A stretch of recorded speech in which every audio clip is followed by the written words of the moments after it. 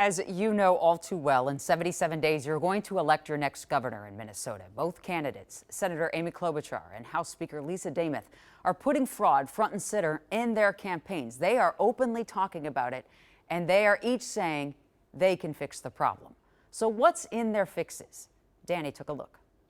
The attention around fraud is one of the reasons Governor Walz abandoned his bid for a third term. I'm passing on this race with zero sadness and zero regret. Now, the two candidates running to replace Walz are running on a platform of changing state government. It has to start at the top. On the GOP side, House Speaker Lisa Demuth wants voters to know that she helped push through many of the bipartisan fraud measures at the state capitol, including the new Office of Inspector General. We put in whistleblower protections. I would say definitely that fraud is something that I have worked on since my first year in the legislature. On the DFL side, Senator Amy Klobuchar wants voters to remember that she once served as the Hennepin County attorney. I'm the only one that ran a prosecutor's office for 8 years. And she reminds folks that as a U.S. Senator, she supported the confirmation in 2022 of U.S. Attorney Andy Lugar, who prosecuted the Feeding Our Future scandal.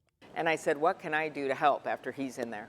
And he says, we need more prosecutors. I called the top of the Justice Department. I got that done, and he can tell the story.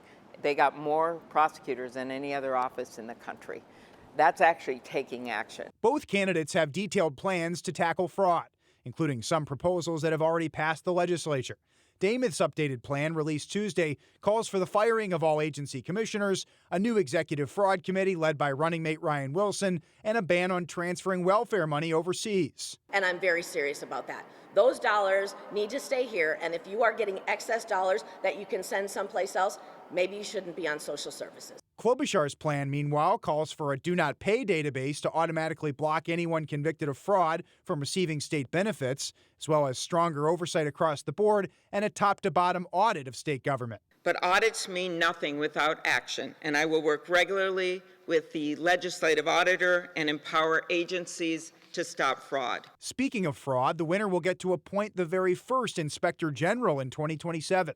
The governor will consider the Inspector General candidates from a list provided by a legislative commission, and their pick must be confirmed by the state Senate. Danny Spiewak, KARE 11 News. It's going to be interesting. And according to our last poll with KARE 11, the Star Tribune, and the University of Minnesota, we took it over the summer, more than 80% of Minnesotans say they're absolutely concerned about fraud.